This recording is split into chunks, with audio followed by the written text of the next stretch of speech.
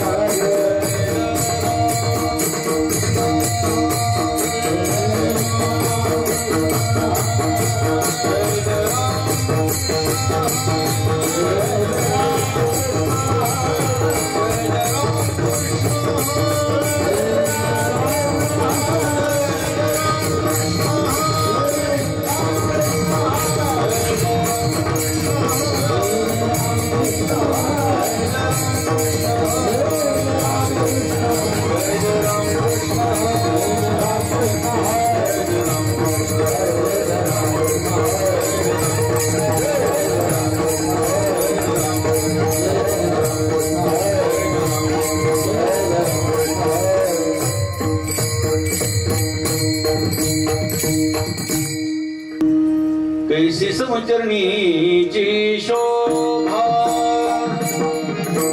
कैसी समचरणीची शोभा,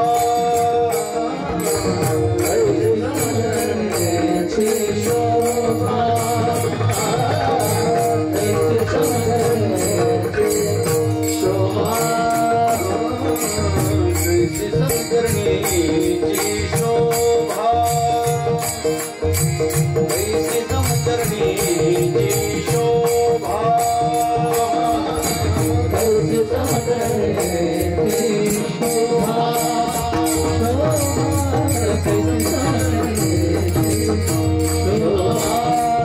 अवघा जगी विठ्ठल उभा,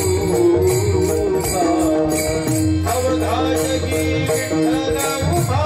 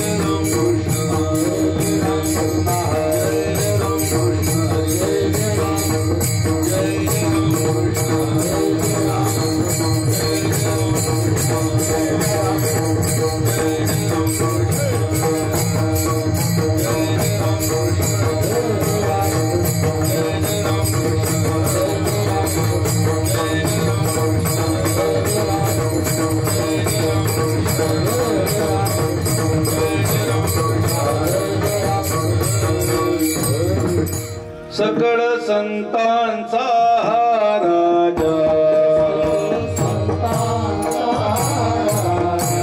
सकळ संतांचा राजा स्वामी एकनाथ माझा स्वामी एकनाथ माझा एकनाथ स्वामी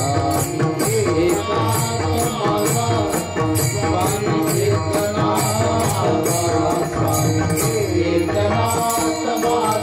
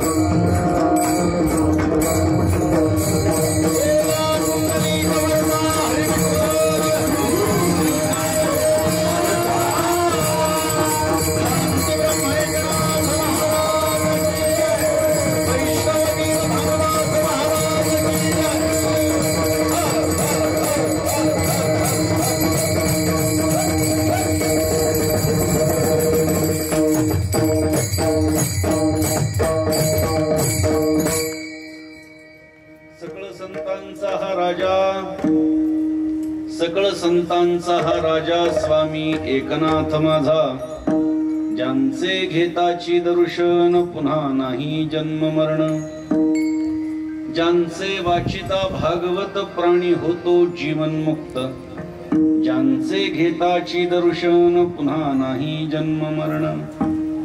निळा म्हणे लीन भावे, निळा म्हणे लीन भावे, शरण एकनाथा जावे, ज्यांचे घेताची दर्शन पुन्हा नाही जन्म मरण. विठ्ठल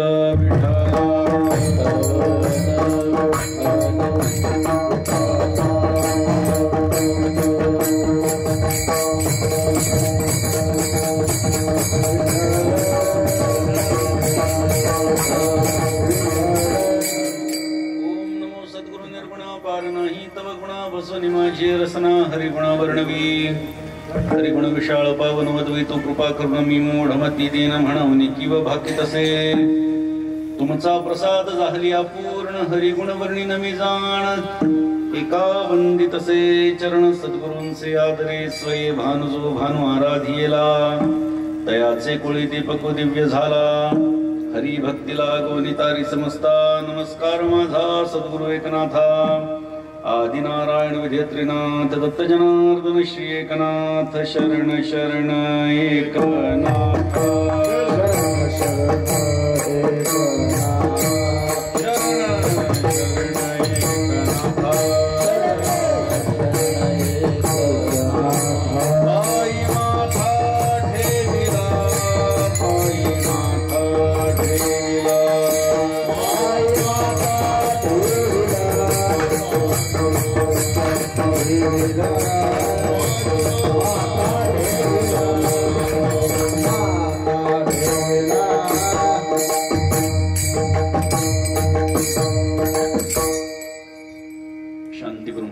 संत शेखनाथ महाराजांचं यथार्थ वर्णन करणारा निळोपारायणचा सुंदर असा संत पर्व प्रकरणातला अभंग आज सेवेकरता निवडलेला आहे. आपल्या श्री बालवण गावामध्ये अखंड हरिनाम सप्ताहाचा सुवर्ण महोत्सव आपण साजरा करत आहोत. 50वा वर्ष अखंड हरिनाम सप्ताहाचं साजरा करत आहोत आणि त्यानिमित्तानं 4थ्या दिवसाची कीर्तन सेवा आज माझ्या वाट्याला आलेली आहे. दरवर्षांपेक्षा तरुणांनी थोडासा सप्ताह हातात घेतल्यामुळे आणखी त्याच्यामध्ये अनेक काही बदल हे निश्चितच आपल्याला पाहायला मिळत असतील. अर्थात तरुणांच्या पुढाकारानं आणि ज्येष्ठांच्या मार्गदर्शनानं जिथेही कुठे अखंड हरिनाम सप्ताह होतात ते चांगलेच होत असतात. कारण तरुणांना एक दिशा असते, समाजामध्ये फिरत असतात, त्याचं भान असतं, काय असायला पाहिजे, काय नसावं, कुठे काय असतं, कुठलं काय चांगलं घ्यायचं, या सगळ्या गोष्टींचं ज्ञान बाहेर फिरत असल्यामुळे तरुणांना असतं आणि त्यामुळे त्यांनाही असं वाटतं की आपण काहीतरी नवीन करावं, चांगलं करावं, नेहमीच चांगलंच आहे पण त्याहीपेक्षा चांगलं करावं असा विचार काही मंडळीच्या तरुणांच्या मनात आला आणि साधारणतः या परिसरातली मंडळी बऱ्यापैकी मुंबई परिसरामध्ये राहतात आणि त्यांनी अगदी स्वतःचा एक महिन्याचा पगार देखील या कार्यक्रमासाठी देऊ केला. ही अत्यंत अभिमानास्पद बाब आहे. कारण हे कशाचं फल आहे, हे फल कशाचं आहे? आपण गेल्या 49 वर्षांपासून सप्ताह करत होता ते जे संस्कार नवीन पिढीवरती झालेले आहेत त्याचंच हे फल आहे. आणि म्हणून अतिशय श्रद्धायुक्त अंतःकरणानं आपण सर्वांच्या उपस्थितीमध्ये हा कार्यक्रम साजरा करत आहात. हरिभक्तीपरायण मृदंगाचार्य दीपक महाराज सूर्यवंशी यांनी मला या कार्यक्रमाच्यासाठी आमंत्रित केलं. आयोजकांच्या वतीनं, ग्रामस्थांच्या वतीनं आमंत्रित केलं आणि आज आपल्या सर्वांच्या भेटीचा योग त्या निमित्ताने आलेला आहे. खरं तर सातारा जिल्हा हा एक फडकऱ्यांचा जिल्हा म्हणून ओळखला जातो. काही एक ठराविक जिल्हे आहेत, नाना आपल्याला माहिती असतं. सातारा जिल्हा हा फडकऱ्यांचा जिल्हा आहे. याच्यामध्ये अनेक गावांमध्ये चांगले फडकरी हे तयार झालेले आहेत आणि त्यामुळे आपलंही गाव त्यापासून वंचित राहू नये याच्यासाठी म्हणून दरवर्षीपेक्षा थोडीशी कीर्तनकारांची जर योजना आपण बघितली तर परंपरेच्या कीर्तनकारांना या ठिकाणी आमंत्रित केलेलं आहे. त्याचबरोबरीनं फड परंपरा असेल किंवा वारकरी संप्रदायाचा अंगीकार केलेले आणि वारकरी संप्रदायाच्या संविधानाप्रमाणे कीर्तन करणारी जी मंडळी आहेत त्यांना आपण आमंत्रित केल्याचं आयोजकांच्या वतीनंही मला सांगण्यात आलं आणि आपण नावं बघितलं तर ती तशीच आपल्याला पाहायला मिळते. कारण हल्लीचा काळ असा झालेला आहे की कीर्तन कशाला म्हणायचं हेच कळत नाही. आम्हाला फक्त कीर्तन म्हणजे एक वक्ता उभा असतो, आजूबाजूला टाळकरी उभे असतात, मृदंगाचार्य असतात, काहीतरी बोलायचं आणि मध्ये विठ्ठल विठ्ठल करायचं की झालं कीर्तन. आमच्या मनामध्ये हल्लीच्या काळामध्ये हे कीर्तन असतं असं बिंबवण्यात आलेलं आहे. मात्र एकनाथ महाराजांनी आम्हाला वारकरी संप्रदायाच्या कीर्तनाची परंपरा सांगितली आहे, संविधान सांगितलंय, आचारसंहिता सांगितलेली आहे. सगुण चरित्रे परम पवित्रे सादर वर्णावी, सज्जन वृंदे मनोभावे आधी वंदावे, संत संगे अंतरंगे नाम बोलावे, कीर्तन रंगी देवा सन्निध सुखी डोलावे, भक्ती ज्ञाना विरहित इतरा गोष्टी न कराव्या, प्रेम भरे वैराग्याच्या युक्ती विवराव्या, जेणेकरून अंतरी मूर्ती ठसावी श्रीहरीची, ऐसी कीर्तन मर्यादा आहे संतांच्या घरची. असं नाथ महाराजांनी आम्हाला सांगितलेलं आहे. हा उपदेश आम्हाला केलेला आहे, हा निर्देश केलेला आहे, एक प्रकारे हा आदेश आम्हाला केलेला आहे. मात्र या आदेशाची पायमल्ली अनेकांच्या माध्यमातून होते आणि म्हणून मग अनेक पदव्या तयार झाल्या आणि त्या पदव्यातून प्रत्येक जण ही पदवी माझ्यासाठी कशी योग्य आहे हे दाखवण्याचा प्रयत्न करू लागला. कोणीतरी जर म्हटलं की हे विनोदाचार्य आहेत आणि त्यांनी जर कीर्तनात विनोदच नाही केला तर लोक म्हणतील हा कशाचा विनोदाचार्य, बर का, हे कशाचे नाही, आता हा इथपर्यंत माणसांची मजल, हा कशाचा विनोदाचार्य, आता काही कीर्तनात विनोद करत नाही. आणि मग 4 लोकांकडून जेव्हा हे त्यांना ऐकायला मिळतं तेव्हा मात्र त्याला कीर्तनात विनोद करावे लागतात. हे लक्षात घ्या. आपण फक्त श्रोत्यांची बाजू, आयोजकांची बाजू लक्षात घेतो, मात्र कीर्तनकारांची बाजू कोणी लक्षातच घेत नाही. आपण ज्या पदव्या लावतो वारकरी संप्रदायामध्ये हरिभक्तीपरायण या पदवीपेक्षा कुठलीही पदवी सर्वश्रेष्ठ नाही, ही गोष्ट आपण कायम लक्षात. हरिभक्तीपरायण एकमात्र आपली पदवी आहे. हरीच्या भक्तीमध्ये आम्ही परायण आहोत, त्याच्या सेवेमध्ये आम्ही रत आहोत, यापेक्षा वारकऱ्यांना दुसरी कोणतीही पदवी महत्वाची नाही. पण होतं काय की आयोजकांना असं वाटतं की आमच्याकडे आम्ही ज्यांना बोलवलंय लोकांना कळावं की ही व्यक्ती अशी अशी आहे. तर ठीक आहे, एखाद्याचं संस्थान असेल, एखाद्या आमच्यासारखे कुठल्या वंशातले असतील, कुठल्या फळाचे मालक असतील, किंवा एखाद्या मठाचे मठाधिपती असतील, तर त्यांना ते कुठले आहेत इथपर्यंत मर्यादा ठीक आहे, कोणत्या गावचे तिथपर्यंत ठीक आहे. मात्र त्यांच्या नावापुढे लावण्यात येणाऱ्या पदव्या त्या थोड्याशा त्रासदायक आहेत. हल्ली अनेक लोक शांती ब्रह्म लावू लागलेत. आम्ही शांती ब्रह्म ही पदवी एकनाथ महाराजांच्या शिवाय कोणालाही मान्य करू शकत नाहीत वारकरी लोक. संतांच्या पदव्या ह्या फक्त संतांना शोभा देतात. अनेक पदव्या आहेत. आमच्या पैठणमध्ये एकाने एक पत्रिका छापली. किती पदव्या असतील दीपक महाराज? तुम्हाला आश्चर्य वाटेल, त्या महाशयांनी स्वतःच्या नावापुढे 33 पदव्या लावल्या आहेत. 33 ह भ प कृ ब्र ब्र काय बरे शॉर्ट फॉर्म, त्याचे 4-5 लाईन झाल्या होत्या. एवढ्या पदव्या स्वतःच्या नावापुढे लावल्या, स्वतःच्याच पत्रिकेत. ठीक आहे, ही चुकीची बाजू कीर्तनकारांची आहे. मात्र आयोजकांनी सुद्धा हा आतताईपणा करण्यापेक्षा कीर्तन हे कीर्तन म्हणून श्रवण करावं. आमच्या मनामध्ये भक्ती वृद्धिंगत व्हावी, तिच्यात वाढ व्हावी आणि परमात्मा आमच्या हृदयामध्ये ठाण मांडून बसावा, अशा पद्धतीची असावी. मात्र आयोजक हे काही राजकारणी झालेले आहेत. आणि मग त्याच्यातून काय की आयोजकांचं वर्णन करायचं. ज्या माणसाचं खरोखर काम आहे त्याच्याबद्दल 4-2 ओळी जर आपण बोलल्या तर कदाचित काही फरक पडणार नाही. मात्र काही कीर्तनकार हे वारंवार त्या लोकांचं नाव घेऊन त्यांचं महिमा मंडन करण्याचं काम करतात. आमच्या मनामध्ये, श्रोत्यांच्या मनामध्ये संतांच्या विषयी श्रद्धा वाढावी, भगवंताच्या विषयी श्रद्धा भक्ती वाढावी. मात्र या माणसाचं सातत्यानं नाव घेऊन त्या माणसाला हृदयात बसवण्याचं काम जर का कीर्तनकार करत असतील तर ती चुकीची गोष्ट आहे. मी पुन्हा सांगतो, एखाद्यानं चांगलं आयोजन जर केलं असेल आणि त्या निमित्तानं लोकांपर्यंत चांगल्या गोष्टी पोचत असतील तर कोणीही आयोजक असो त्याला विरोध नाही. राजकारण्यांनी आयोजन करू नये असं नाही. मोठ्या लोकांचे काही वाक्य मी ऐकलेले आहेत. काही लोक म्हणतात की राजकारणी लोक वेगवेगळ्या मार्गाने पैसा कमवतात आणि तो पैसा ते इथे लावतात, मग जोडून या धन कुठे गेलं तुमचं, असं विचारतील कदाचित वारकऱ्यांना. मात्र मुद्दा असा आहे की पैसा जर त्यांनी कमावलेला आहे तर तो कमावलेला पैसा त्यांनी लोकांना व्यसन लागण्यासाठी वापरावा अशी तुमची इच्छा आहे का? तशी जर नसेल आणि त्या पैशांचा वापर जर का ते चांगल्या गोष्टीसाठी करत असतील तर वाईट काय? म्हणून मी दोन्ही बाजू बोलतोय, कीर्तनकारांची पण बाजू बोलतोय, आयोजकांची पण बाजू मी आपल्याला सांगतोय. याचा समतोल राखणं गरजेचं आहे. आणि म्हणून मग आता सोशल मीडिया आहे, त्याच्यामध्ये एखादा कीर्तनकार एखादी तारीख देऊन जर आला नाही तर त्याच्या संबंधाने आपण सोशल मीडियामध्ये पाहतोय, वाचतोय. त्याच्याबद्दल काय काय लोक बोलतात हे आपल्याला वाचवतही नाही. मात्र या परिस्थितीमध्ये कीर्तनकारांनी सुद्धा स्वतःच्या मनावरती थोडासा ताबा ठेवणं गरजेचं आहे.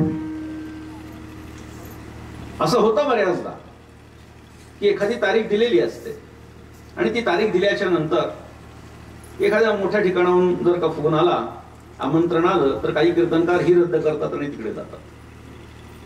हे योग्य नाहीये. आम्हाला जे प्राप्त होणार आहे ते होणारच आहे. प्रारब्धाची जोडे धन, प्रारब्धेची वाढे मान, हे तो प्रारब्धाधीन आहे सगळं. आपल्याला असं वाटतंय की जी माणसं ठरवत नाहीत त्यांना असे काही फोन येत नसतील. मी नारदाच्या गादीवर उभा राहून सांगतो, आजपर्यंत कधी कोणाशी कीर्तनाचे पैसे ठरवलेले नाहीत आणि ठरवण्याचा काही विषय पण नाही. मात्र अशी गोष्ट होते की कुठल्या मोठ्या ठिकाणाहून फोन येतो, मात्र तारीख दिलेली असते. त्यावेळी एक परंपरेचे पाईक म्हणून जेव्हा लोक आमच्याकडे पाहतात तेव्हा आमचं वागणं लोकांच्या समोर आदर्शवत असावं ही आमची भूमिका आहे, रास्त भूमिका आहे. मात्र आम्ही जर का मोठं कीर्तन आहे, मोठ्याचं कीर्तन आहे म्हणून छोट्या ठिकाणी जाणं टाळलं तर हा आमच्या पूर्वजांना आम्ही दिलेला दोष समजा, किंवा आमच्या वाट्याला येणारं पाप हे आमच्या या कार्यातून, ह्या कृतीतून दिसतंय असं आम्हाला म्हणावं लागेल. असं समजू नका की आम्हाला अशी काही कीर्तन येत नसतील. जे ठरवत नाही आम्हाला, म्हणजे मला म्हणत नाही की जे कीर्तनकार एकदा तारीख दिली की तिथे जातात, अशा कीर्तनकारांना दुसरे फोन येत नसतील असं नाही. मात्र एकदा तारीख घेतली फार फार एखादी व्यक्ती जवळची असेल तर आपल्याला या गोष्टी पत्रिका छापण्याच्या आधी सांगता येऊ शकतात. पण सगळं झालं, काही लोकांचे आता आपण वाचतोय की आज कीर्तन आहे आणि ते म्हणतात इतके दिले तर येतो, नाही तर येत नाही. वारकरी संप्रदायाची ही अवनती आहे, ही थांबली पाहिजे. याचा अर्थ कीर्तनकारांना आता काही जण असे आहेत महाराज की संतांचे वाक्य स्वतःच्या स्वार्थासाठी वापरणारी माणसं खूप आहेत. एखाद्याला द्यायचं नसेल कुठल्या कीर्तनकाराला तर म्हणतात देती घेती नरका जाते म्हणून काही देत नाही. स्वार्थाची प्रमाण वापरायची. एखादा कीर्तनकार आपल्याकडे येत असेल त्यांनी मागू नये, निश्चितपणे त्यांनी अजिबात मागू नये. मात्र आयोजकांनी सुद्धा त्याचा विचार केला पाहिजे. ते कुठून आलेले आहेत, कुठे जाणार आहेत, रस्त्यामध्ये त्यांना काय काय त्रास होऊ शकतो याचा सगळ्या गोष्टींचा विचार आपण केला पाहिजे. म्हणून अशा प्रकारची कीर्तनं जेव्हा होतात तेव्हा मला दीपक महाराजांनी सांगितलं की आमच्याकडे आधी वेगळ्या प्रकारची कीर्तनं होत होती, पण या कार्यक्रमामध्ये जी काही परंपरागत मंडळी अभंगांवरती बोलतात किंवा अध्यात्माच्या संबंधानं बोलतात किंवा समाजाला योग्य प्रकारे दिशा दर्शवण्याचं काम करतात, अशी कीर्तनं ठेवल्यानंतर समाजाची मानसिकता बदलती आहे. मागणी तसा पुरवठा असतो, आपण लक्षात ठेवा. त्यामुळे आपण मागणी जर चांगली केली तर पुरवठा सुद्धा चांगलाच होणार आहे. विठ्ठल. दीपक महाराजांनी सांगितलं आज नाथ महाराजांचं चरित्र आम्हाला ऐकायचं आहे आणि म्हणून थोडस हा अभंग घेतला सेवेकरता. या अभंगामध्ये निळोबारायांनी नाथ महाराजांचं वर्णन केलेलं आहे. संत एकमेकांचं वर्णन करतात. नामदेवरायांनी ज्ञानोबारायांनी सगळ्या संतांचं वर्णन केलेलं आहे. एकनाथ महाराजांनी आपल्या पूर्वसुरींचं सगळ्यांचं वर्णन केलं आहे. तुकाराम महाराजांनी आपल्यापेक्षा आधीच्या सगळ्या संतांचं वर्णन केलेलं आहे. तसं निळोबारायांनी सुद्धा आपल्यापेक्षा आधीच्यांचं वर्णन केलेलं आहे. म्हणजे संत महात्मे एकमेकांचं वर्णन करतात. याचा अर्थ ते अहोरूपम अहोध्वनी असतं असं नाहीये. एकदा उंटाचं लग्न होतं, उंटाचं. मग त्याने असा विचार केला सगळ्या जंगलातल्या प्राण्यांना आपण लग्नाला बोलू. काय मंडप घातला असेल, काय स्टेज उभारलं असेल, माईक सिस्टीम जे काही असेल त्यांचं ते उभारलं. सगळे प्राणी. आता उंट आणि ती उंटीण ते आता मुंडावळ्या बांधून बसले असतील तिथे खुर्च्यांवर त्या. आणि आता लग्न लागलं, शुभमंगल सावधान वगैरे जे काही झालं. मग एक जण त्यांच्यापाशी येऊ लागला. जे काही भेट वस्तू द्यायची ती द्यायची, त्यांचं वर्णन करायचं, त्यांना शुभेच्छा द्यायची. एक एक एक एक एक एक एक निघाले. आता त्या जंगलामध्ये गाढवही होत. गाढवही आलं. लक्षात घ्या, उंट हा दिसण्यासाठी अत्यंत घाणेरडा प्राणी. म्हणजे दिसायला जर आपण बघितलं त्याची त्वचा अगदी जन्मलेल्या उंटाच्या पिल्लाचे गाल सुद्धा असे म्हाताऱ्यासारखे लोंबकळलेले असतात. दिसायला काही फार चांगला नाही, घाणेरडा प्राणी वाटावा असा तो प्राणी. मग आपलं गाढव आलं आणि गाढवाने सांगितलं, म्हणले महाराज, उंट महाराज, वा वा वा वा वा, काय सुंदर दिसताय म्हणे तुम्ही. वा, अगदी लक्ष्मीनारायणाचा जोडा आहे. आता हे लक्ष्मीनारायणाचा जोडा मी नेहमी सांगतो, कोणालाही म्हणावं का लक्ष्मीनारायणाचा जोडा. निदान बस दिसायला बरे असतील तर त्यांना म्हणायला हरकत नाही. हे दिसायला चांगले नसतात पण लोक म्हणतात वा वा वा वा लक्ष्मीनारायणाचा जोडा आहे बरं का. हे म्हणण्याची हिंमत यासाठी होती कारण लक्ष्मी पण कोणी पाहिलेली नसते, नारायण कोणी पाहिलेलं नसते, म्हणून बोलून मोकळं व्हायचं. वा म्हणले, काय सुंदर आहे तुमचं रूप, वा वा वा. दोघे सुद्धा फार एकमेकांना जोडी फार चांगली दिसते. गाढव उंटाच्या रूपाचं वर्णन करू लागला, जेव्हा की उंट दिसायला सुंदर नाहीये, क्रूप आहे. आता झालं असं, उंटाचं वर्णन जेव्हा गाढव करू लागलं तेव्हा उंटाला बरं वाटलं. कोणाला बरं वाटणार नाही? आपलं वर्णन जर कोणी करू लागलं, कोणाला बरं वाटणार नाही? उंटाच्या रूपाचं वर्णन गाढव करू लागला. उंटाला असं वाटलं, आपलं एवढं वर्णन करतोय, आतापर्यंत एवढी सगळी प्राणी गेली, कोणीही आपल्या एवढं सौंदर्याचं वर्णन केलेलं नाही. मग आपण एक काम करू म्हणले, याच्या गाण्याचा कार्यक्रम ठेवू आपण आज कीर्तनात, लग्नात. म्हणले गाढव महाराज, आज तुमच्या गायनाचा कार्यक्रम लग्नाच्या निमित्तानं. आता गाढव काय गाणार आहे? हा ऊ शिवाय दुसरं काही नाही. आता उंट गाढवाला म्हणू लागला, वा वा वा वा, काय आवाज आहे, काय तान मारली, वा वा वा, काय हरकत आहे. उंटाच्या विवाहामध्ये गाढव उंटाच्या रूपाचं वर्णन करतो, उंट गाढवाच्या गायनाचं वर्णन करतो. याला म्हणतात अहो रूपम अहो ध्वनिही. गंमत ऐका, उंटानं गाढवाला गायनाचा कार्यक्रम दिला, कारण त्यानं उंटाचं वर्णन केलं. म्हणजे गाढव जेव्हा उंटाचं वर्णन करतो तेव्हा उंट गाढवाला कार्यक्रम देत असतो.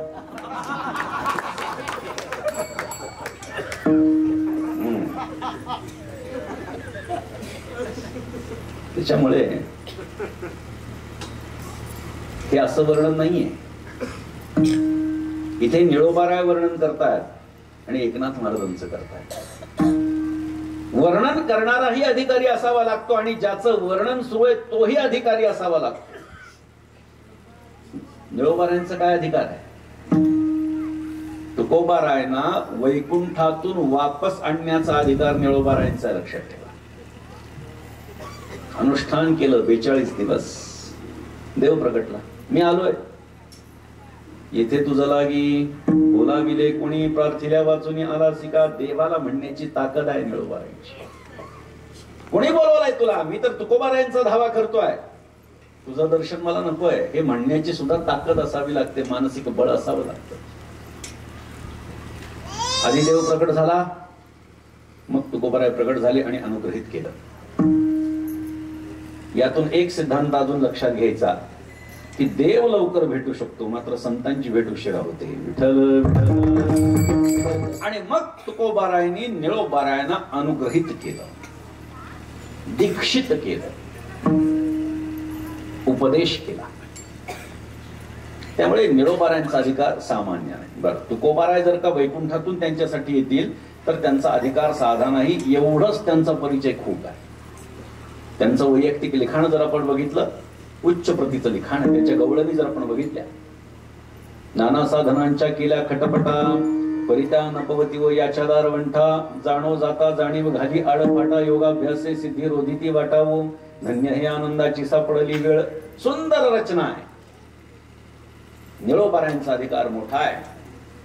मग निळोबाराय तुकोबारायांचे अनुग्रहित शिष्य असताना नाथ महाराजांचं वर्णन का करतात? त्याचं कारण असं आहे की त्यांच्या गुरूंनीही नाथ महाराजांचं वर्णन केलेलं आहे. नाथ महाराजांचं वर्णन अनेक ठिकाणी तुकोबाराय करतात. शरण शरण एकनाथा, पायी माथा ठेविला नका पाहू, गुणदोष झालो दास पायाचा, आता मज उपेक्षिता नाही सत्ता पुली, तुका म्हणे भागवत केले श्रुत सकळा. किंवा ब्राह्मणाचा पोर खेळिया एका भलात, तेणे जन खेळकर केला रे, जनार्दन बसवंत करून या त्याने वैष्णवांचा मेळा मिळविला रे. एकची घाई खेळता खेळता आपणची बसवंत झाला रे, जीवीच्या जीवना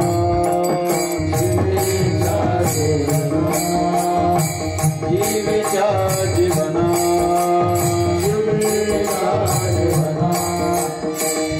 एका जनार्दना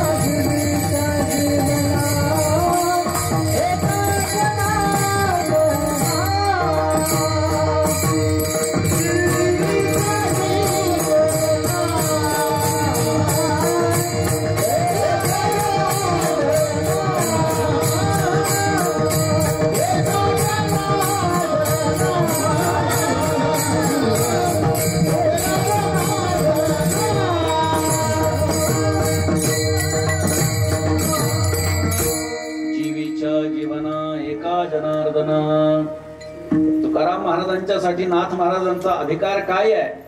तुकाराम महाराजांनी सांगितलं, माझ्या जीवाचाही जीव जर कोणी असेल तर ते एकनाथ महाराज आहे.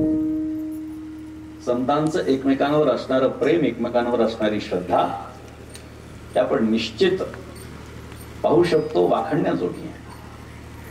नाथ महाराज नामदेवरायांचं वर्णन करतात, नाथ महाराज ज्ञानोबारायांचं वर्णन करतात, सगळे संत एकमेकांचं वर्णन करतात. इथे तुकोबाराय म्हणजे निळोबारायांचे गुरु नाथ महाराजांचं जर का वर्णन करत असतील तर निश्चितपणे महाजनो येन गतस्स पंथः, मोठी माणसं ज्या मार्गाने जातात लहान माणसांनी त्याच मार्गाने गेलं पाहिजे. निळोबारायांची एक ओळख झाली. मात्र एकनाथ महाराजांच्याकडे आकृष्ट होण्याचं दुसरं कारण असं आहे की निळोबाराय हे पैठणचे महिन्याचे वारकरी होते. पिंपळनेरहून पैठणला महिन्याला यायचं. पैठणची आमची शुद्ध वारी, पंढरपूरची जी वारी तीच पैठणची वारी. आणि प्रति महिन्याला नाथ महाराजांच्या वारीला यायचं, कीर्तन करायचं, भजन करायचं. हरिजना सवे भेटी अशा पद्धतीची अवस्था त्या ठिकाणी त्यांची. आणि मग चर्चा. संत जर भेटले तर काय करणार आहेत? संतांबद्दलच बोलणार आहेत, देवाबद्दलच बोलणार आहेत. कारण त्यांच्या मनामध्ये भगवंताच्या शिवाय, संतांच्या शिवाय दुसरा विषयच नाही. विषय तो त्यांचा झाला नारायण, नावडे जनधन माता पिता, बोलण्याची नाही आता देवाविण काही. देवाच्या शिवाय काही बोलायचं नाही, संतांच्या शिवाय काही बोलायचं नाही. त्यांचंच वर्णन करायचं. तच्चिंतनम तत्कथनम अन्योन्यम तत्प्रबोधनम, त्यांच्या संबंधानच बोलायचं, त्यांच्या संबंधानच चिंतन करायचं, अशी त्यांची अवस्था. आणि मग नाथ महाराजांच्या चरित्राच्या या माहिती मिळाल्याच्या नंतर निळोबारायांच्या मनामध्ये नाथ महाराजांच्या विषयी एक नितांत आदरभाव तयार झाला. त्यामुळे निळोबारायांनी नाथ महाराजांचे जेवढे अभंग लिहिलेत, निळोबारायांनी एकनाथ महाराजांच्या वर्णनपर जेवढे अभंग लिहिलेत, आजपर्यंत कोणत्याही संतांनी तेवढे अभंग नाथ महाराजांवर लिहिलेले नाहीत. लक्षात, वेगवेगळ्या प्रसंगांचं वर्णन हे निळोबारायांनी नाथ महाराजांच्या चरित्राच्या संबंधानं केलेलं आहे. त्याचं आपण चिंतन पूर्ण अभंगामध्ये बघणारच आहोत. त्यामुळे एवढे मोठे अभंग, नाथ महाराजांच्या समाधीचा सोहळा सुद्धा निळोबारायांनी लिहून काढलेला आहे. नाथ महाराज हे निळोबारायांच्यासाठी काय होते ऐका. माता पिता समर्थ, स्वामी माझा एकनाथ, काळ रुळतो चरणी, देव घरी वाहे पाणी, ज्यांचे अनुग्रहे करून, ज्यांचे अनुग्रहे करून,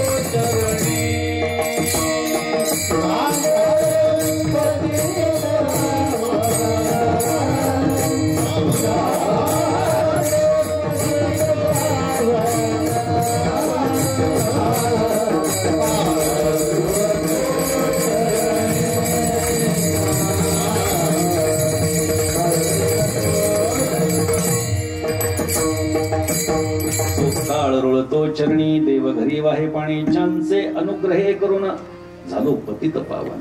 काय भाषा आहे निळोबारायांची? ज्यांचे अनुग्रहे करून. काही लोकांना असं वाटेल आता तर महाराजांनी सांगितलं तुकोबारायांचा अनुग्रह मिळालाय आणि तो प्रमाणात म्हणतात नाथ महाराजांचा अनुग्रह प्राप्त झाला. अनुग्रह या शब्दाचा अर्थ कोणता घ्यायचा ही गोष्ट लक्षात घ्या. बघा, आम्हाला शब्दाचे अर्थ कळतात मात्र कोणत्या शब्दाचा अर्थ कुठे कधी कसा घ्यायचा हे गुरुकृपेशिवाय किंवा गुरु परंपरेकडून प्राप्त ज्ञानाशिवाय कळत नसतं. नाथ महाराजांचा एक अभंग ज्ञानोबा यांचं वर्णन केलंय. ओम नमो ज्ञानेश्वरा करुणाकरा दयाळा तुमचा अनुग्रह लाभलो पावन झालो चराचर. अनुग्रह प्राप्त कोणाचा आहे? नाथ महाराजांना, जनार्दन स्वामींचा. दौलताबाद किल्ल्याचे किल्लेदार असणाऱ्या जनार्दन स्वामींचा अनुग्रह दीक्षा ही एकनाथ महाराजांना प्राप्त आहे. मात्र ज्ञानोबारायांबद्दल बोलत असताना नाथ महाराज काय म्हणतात? तुमचा अनुग्रह लाभ. कसं काय जोडायचं हे गणित? निळोबारायांची दीक्षा, निळोबारायांनी तुकोबारायांची दीक्षा घेतली, अनुग्रह घेतला, पण इथे निळोबाराय म्हणतात माता पिता समर्थ स्वामी माझा एकनाथ, काळ रुळतो चरणी देव घरी वाहे पाणी, ज्यांचे अनुग्रहे करून झालो पतित पावन, जो वसे प्रतिष्ठानी निळा त्यासी लोटांगणी. इथे अनुग्रह शब्दाचा अर्थ काय घ्यायचा?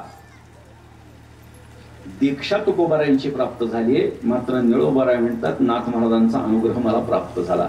अनुग्रह या शब्दाचा अर्थ कृपा प्राप्त झाली एवढा घेता येतो. या प्रकरणामध्ये या गोष्टीचं चिंतन करत असताना अनुग्रह या शब्दाचा अर्थ कृपा प्राप्त झाली असा आपल्याला घेता येतो.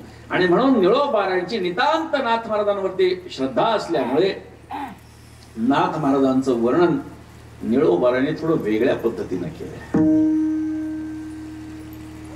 वेगवेगळ्या उपाध्या अनेक संतांना अनेकांनी दिलेल्या आहेत, पण निळोबाराने सर्वोच्च उपाधी ही नाथ महाराजांना दिली की नाथ महाराज साधे सुधे नसून राजे आहेत. अभंगाचं पहिलं चरण.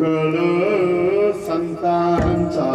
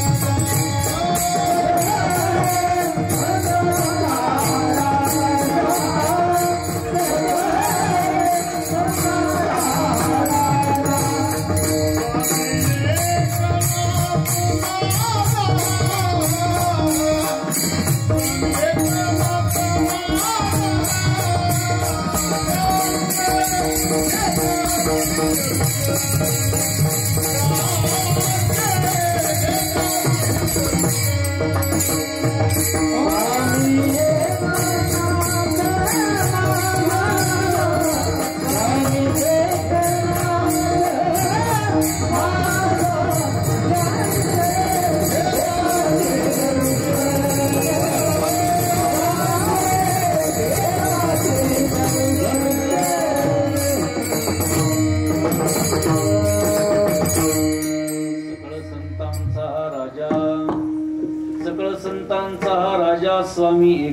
माझा.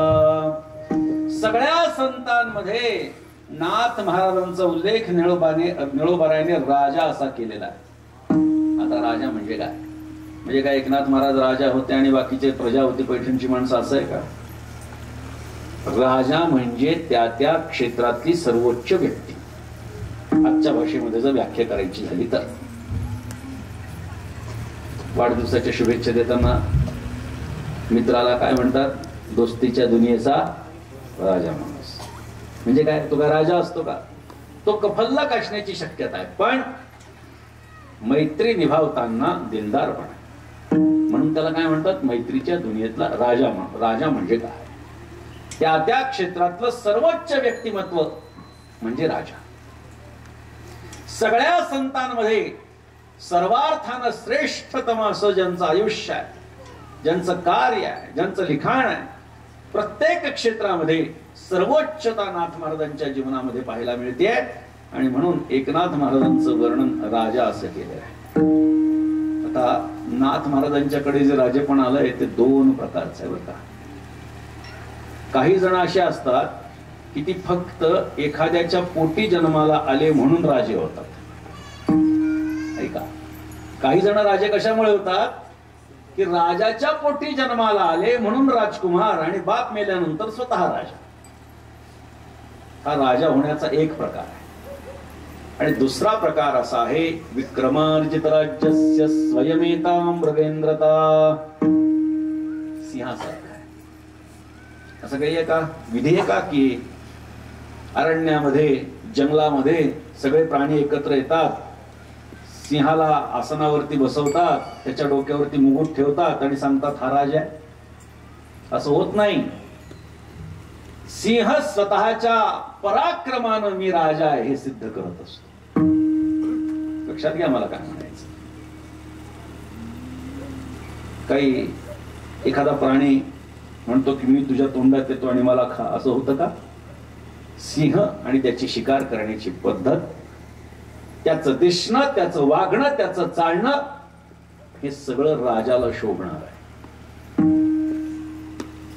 म्हणून राजाला खरं तर पर्सनॅलिटी सुद्धा पाहिजे, नाही तर लोक राजे मानत नसतात. ही सत्य परिस्थिती आहे. बघा, एखादा मोठा नेता असतो पण त्याला पर्सनॅलिटी नसेल तर लोक त्याला ऐकत नाही, मानत नाही. त्याला फार मनामध्ये त्याच्याबद्दल काय आदर निर्माण होत नाही. मात्र तुमचं राहणं, वागणं, बोलणं जर तसं असेल, मोठ्या माणसाचं सगळं वेगळं आहे. लक्षात ठेवा, मोठा माणूस बोलतो सुद्धा वेगळ्या पद्धतीनं. बोलण्यावरून माणसं लक्षात येतात की कोणत्या स्तरातली आहेत. एक महात्मा रस्त्यातच बसला, राजाची सवारी येणार होती. आपला ध्यान लावून डोळे मिळून बसला. आता राजा येणार म्हणल्यानंतर जसं एखादा मंत्री, मुख्यमंत्री, पंतप्रधान येणार म्हणल्यानंतर पोलीस सगळे येतात, सगळे रस्ते बंद करून टाकतात, रस्त्यावरच्या गाड्या बाजूला करायला लावतात, जे काही असतं तसं. आता राजा येणार म्हणल्यानंतर हत्तीवर बसून तो राजा येणार, त्याचं सैन्य येणार, घोडदळ येणार, सगळं सगळं सगळं बरोबर. तर ते काही शिपाई तिथे गेले आणि तो महात्मा होता, तेजस्वी होता. त्याला सांगितलं, म्हातारा उठ. शिव्या घातल्या त्यांनी. मात्र तो महात्मा काही नाही, ध्यान लावून बसलेला. तो महात्मा ऐकत नाहीये हे समजल्याच्या नंतर त्या शिपायांनी त्यांच्या अधिकाऱ्याला सांगितलं. त्यांचे अधिकारी आले समजून सांगायला, ए बाबा उठला म्हणे, राजा येणार आहे, काय मध्ये बसलास रस्त्यात, चल सरक बाजूला, अक्कल आहे की नाही तुला? तरी ऐकायला तयार नाही. शेवटी एक मंत्री आला. मंत्री म्हणू लागला, ओ बाबा उठा, राजेसाहेब येणार आहेत, कळतं का तुम्हाला? तरी सुद्धा हलायला तयार नाही. नंतर त्यांनी पंतप्रधानांना सांगितलं. ते आले आणि म्हटले, महाराज बाजूला व्हा, राजेसाहेब येणार आहेत, थोडा रस्ता मोकळा करा, पुढे जायचंय लोकांना. तरी सुद्धा हलायला तयार नाही. शेवटी राजा तिथपर्यंत आला आणि त्यांनी बघितलं हा महात्मा हलत नाहीये. हत्तीवरून खाली उतरला, पायावरती डोकं ठेवून नमस्कार केला. म्हटले, महाराज आपल्या आचरणाला प्रार्थना करतो की आपण कृपया रस्त्यातून बाजूला व्हावं, कारण आमच्या बरोबर मोठं दळ आहे. एखाद्या प्राण्याच्या पायाखाली येऊन इजा होण्याची शक्यता आपल्याला विनंती करतो. असं म्हणल्यानंतर डोळे मिटलेल्या त्या महात्म्याने डोळे मिटल्यानंतरच सांगितलं, ठीक आहे राजन, मी बाजूला सरकतो. मात्र त्या राजाला आश्चर्य वाटलं, मी राजा हे त्याला कसं कळालं डोळे बंद असताना. म्हणून त्यांनी प्रश्न केला, महाराज तुम्हाला कसं कळालं मी राजा आहे? महात्म्यांनी सांगितलं, तुम्ही राजा आहात एवढंच कळालं नाही, तुमच्या आधी कोण कोण येऊन गेलं हे सुद्धा कळालं म्हणले मला. कसं काय? त्यांनी सांगितलं, तुमच्या आधी पंतप्रधान आले होते बरोबर का? हो. त्याच्या आधी तुमचे मंत्री आले, त्याच्या आधी अधिकारी आले, आणि त्याच्या आधी शिपायाला पाठवलं बरोबर आहे का? कसं काय ओळखलं? महात्म्यांनी सांगितलं, माणसाच्या बोलण्याच्या पद्धतीवरून तो कोणत्या स्तरातला माणूस हे कळत असतं. त्यामुळे राजाचं बोलणं कसं असावं तर राजासारखं असावं. म्हणून बघा, पूर्वीच्या राजांना प्रोटोकॉल असायचे. आज जसे मंत्र्यांना पंतप्रधानांना प्रोटोकॉल असतात की त्यांनी असंच करायचं तसंच करायचं. त्या इंग्लंडच्या राणीचे काही प्रोटोकॉल होते आणि ते त्यांच्या लोकांनाच फक्त माहित असायचे. म्हणजे तिने डाव्या हातात पर्स घेतली तर त्याचा अर्थ काय, उजव्या हातात घेतली त्याचा अर्थ काय, खाली ठेवली त्याचा अर्थ काय, उघडून बंद केली त्याचा अर्थ काय, काही वस्तू काढली त्याचा अर्थ काय, हे सगळं त्यांच्या लोकांना माहितीये. बोलायची गरज नसते, इशाऱ्याने कळत असतं. म्हणून मोठ्या लोकांच्या सगळ्या गोष्टी वेगळ्या असतात. मग नाथ महाराजांचं वर्णन राजा असं केलेलं आहे. मग नाथ महाराजांचा असा काय वेगळेपणा आहे की त्यांचं वर्णन राजा म्हणून करावं? नाथ महाराजांच्या सगळ्याच गोष्टी विलक्षण आहेत आणि म्हणून निळोबाराय प्रवृत्त झाले नाथ महाराजांना राजा म्हणण्यासाठी. पहिलं राजेपण जे आहे ते परंपरेनं आलेलं असतं आणि दुसरं राजेपण जे आहे हे स्वकर्तृत्वानं कमवलेलं असतं. मग नाथ महाराजांचं राजेपण कोणतं आहे तर दोन्ही प्रकारचं. परंपरेनं नाथ महाराजांच्याकडे वारकरी संप्रदाय चालत आलेला आहे, श्रीमंती चालत आलेली आहे. भानुदास महाराज वारकरी संप्रदायामध्ये भानुदास एकनाथ हे फार मोठ्या प्रमाणात गायलं जाणारं भजन आहे. पैठणमध्ये किमान नोंदणीकृत 700 दिंड्या नाथषष्ठीला. 100 लोकांची सर्वात छोटी दिंडी आणि 10,000 लोकांची सर्वात मोठी दिंडी, अशा 700 दिंड्या पैठणला येतात.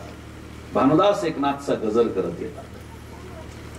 वारकरी संप्रदायामध्ये अनेक कीर्तनकार आहेत जे भानुदास एकनाथ भजन कीर्तनामध्ये करतात. शिष्य परिवार नाथ महाराजांचा मोठा आहे की तो भानुदास एकनाथ भजन करतो. कोण आहेत भानुदास महाराज? एकनाथ महाराजांचे पणजोबा आहेत. का त्यांचं नाव घेतलं जातं? कारण त्यांच्यामुळे आज पांडुरंग परमात्मा महाराष्ट्रात आहे. विजयनगरच्या कृष्णदेव राजानं तो आपला विठ्ठल त्याच्या गावी अनागोंदीला नेला. आजच्या भाषेमध्ये बोलायचं झालं तर हम्पीला. आजही आपण जर हम्पीला गेलात तर तिथे विठ्ठल टेम्पल आहे, मात्र विठ्ठल टेम्पल मध्ये विठ्ठलच नाही. रिकामा आहे गाभा. का रिकामा आहे? कारण तो आपल्या भानुदास महाराजांनी तिथून पांडुरंगाला पुन्हा पंढरपुरात आणलं. मोठी कथा आहे, मी कथा सांगून वेळ घेणार नाही. मुळात आपण चरित्र वाचा, शोधा, इंटरनेटवर सगळं उपलब्ध आहे.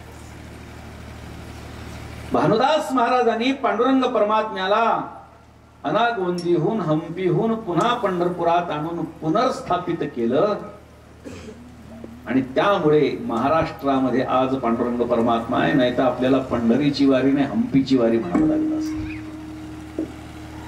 भानुदास महाराजांच्यामुळे पंढरीची वारी शाबूत आहे. सोळखांबीतून आतमध्ये दर्शनाला जात असताना पांडुरंगाच्या दर्शनाला उजव्या हाताला षटकोणी चौथरा आहे, पादुका आहेत. ती भानुदास महाराजांची समाधी आहे. आम्ही परंपरेनं तिथे पूजन, नैवेद्य, भजन आदी या सगळ्या गोष्टी करत आलेलो आहोत. भानुदास महाराजांचं स्थान हे पांडुरंगाच्या चरणापाशी आहे. हा अधिकार भानुदास महाराजांचा. त्या भानुदास महाराजांच्या कुळामध्ये एकनाथ महाराजांचा जन्म, अवतार होणं ही साधी गोष्ट नव्हती. पांडुरंग परमात्म्यानं एक वर दिला आणि भानुदास महाराजांना वर मागा म्हटल्यानंतर भानुदास महाराजांनी वर मागितला, हेची मागतो तुला विठोबा चरणी ठाव दे, मला तुझ्या चरणापाशी ठाव दे. आणि मग ती समाधी भानुदास महाराजांची पांडुरंगाच्या दरबारात आहे. भगवंतानं वर दिला की मी तुझ्या कुळामध्ये जन्म घेणार आहे. भानुदासाचे कुळी महाविष्णूचा अवतार,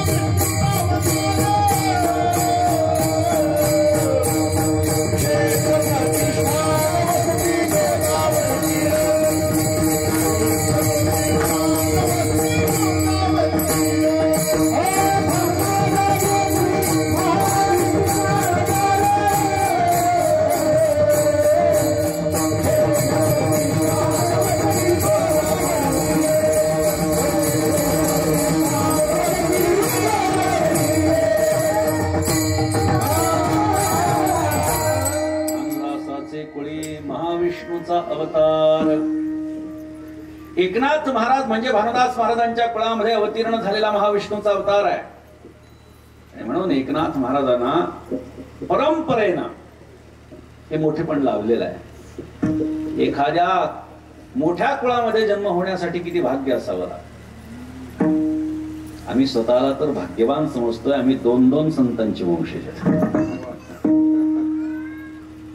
भानुदास महाराजांचे आणि एकनाथ महाराजांचं वंशजत्व आम्हाला प्राप्त झालेलं आहे.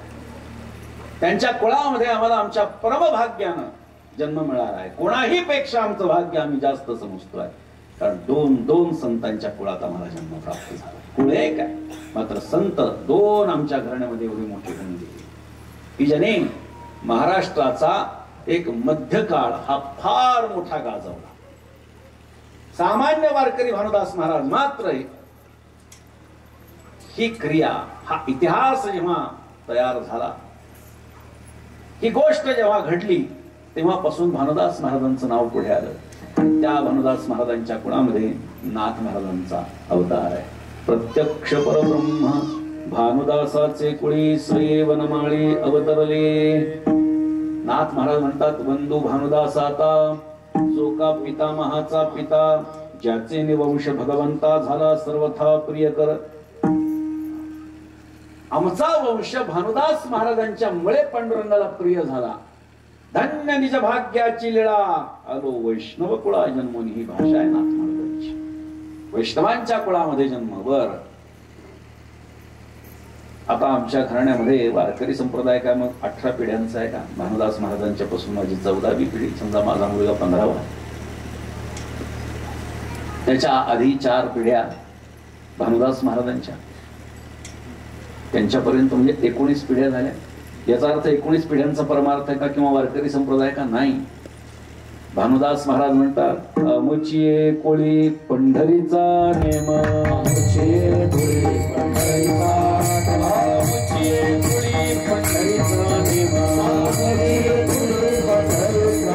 वाचे सदा नाम विठ्ठलाचे, वाचे सदा नाम विठ्ठलाचे, वाचे सदा नाम विठ्ठलाचे. अमुचिये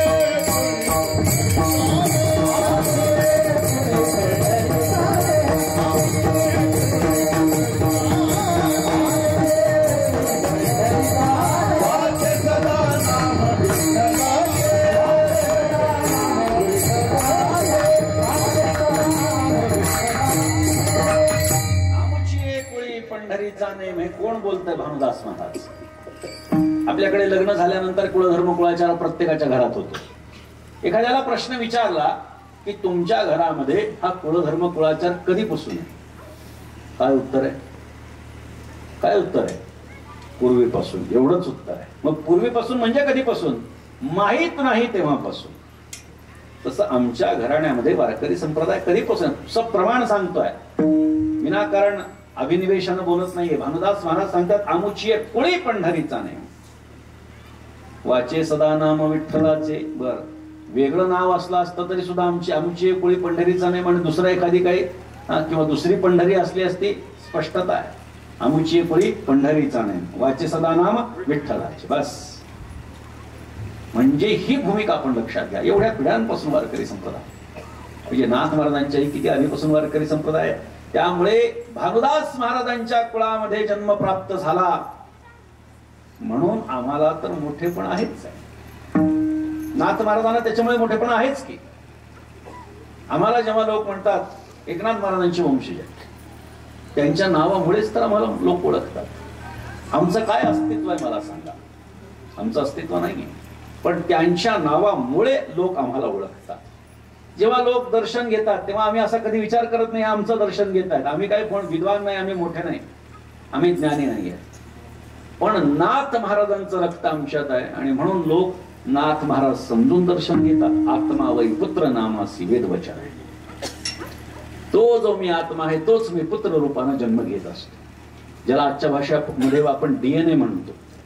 ते डीएनए जे चालत आलेले आहेत ते कोणी नाकारू शकत नाही. आणि त्यामुळे वंशज कोण होऊ शकतो? जो वंशात जन्म घेतो तो वंशज आहे. वंशामध्ये जो जन्म घेतो तो वंशज आहे.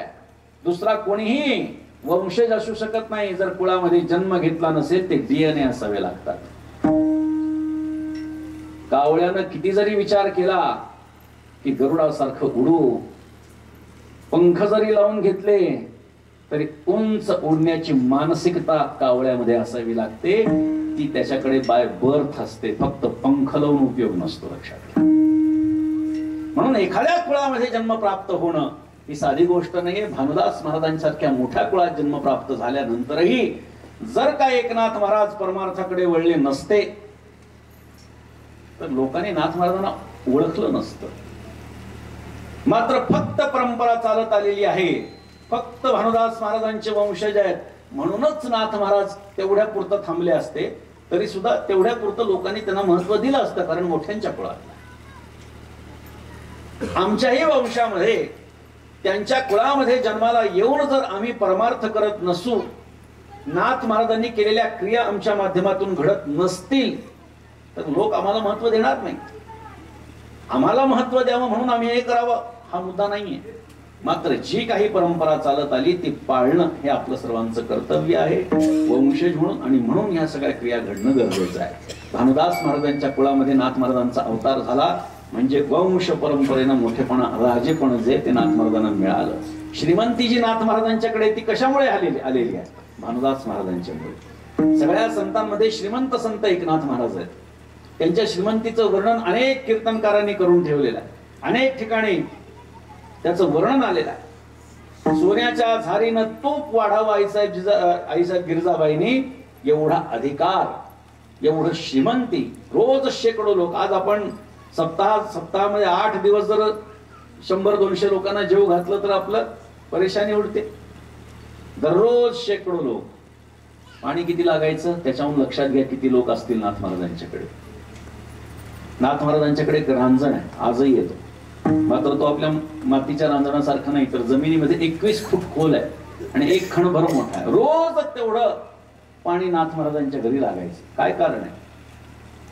मी म्हणतो आंघोळीला जरी लागलं, देवपूजेला, भोजनाला, स्वयंपाकाला, तरी सुद्धा एवढं पाणी संपणं सोपी गोष्ट आहे का? एवढं पाणी रोज लागायचं म्हणजे नाथ महाराजांच्याकडे येणारे जाणारे किती असतील. जी श्रीमंती नाथ महाराजांना प्राप्त झालेली आहे.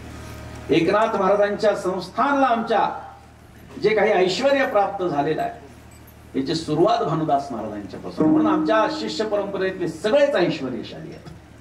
आम्हाला त्याचा अभिमान आहे. नाथ महाराजांच्या शिष्य परंपरा जिथे जिथे सगळ्या ऐश्वर्यशाली आहेत. जिथे नसतील त्या ऐश्वर्यशाली होतील त्यात तर मात्र शंका नाही. ईश्वर महाराज आपण परंपरेत त्या नाथ महाराजांची शिष्य परंपरा आणि त्यांचंच आपण कार्य पुढे करत आहात.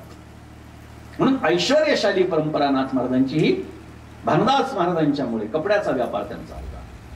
कपड्याचा व्यापार केल्यानंतर फार संपदा जमा केली. अर्थात त्यांनी कशा पद्धतीनं ते व्यापार केला याचं वर्णन शुद्ध सत्वगुण प्रधान व्यापार केलेला आहे. जेवढा व्यापारामध्ये नफा घ्यायला पाहिजे तेवढाच घ्यायचा आणि चांगली गोष्ट द्यायची म्हणून गर्दी व्हायची, म्हणून धंदा जास्त व्हायचा, म्हणून पैसा जास्त कमवला आणि तो पैसा नाथ महाराजांच्याकडे. म्हणून नाथ महाराज हे सगळ्या संतांमध्ये श्रीमंत संत आहेत. घराण्यामध्ये श्रीमंती चालत आलेली. त्यामुळे भानुदास महाराजांच्या कुळामध्ये जन्म झाला म्हणजे मुलाचा मुलगा, मुलाचा मुलगा, मुलाचा मुलगा म्हणून राजेपण आहे ते तर आहेच आहे.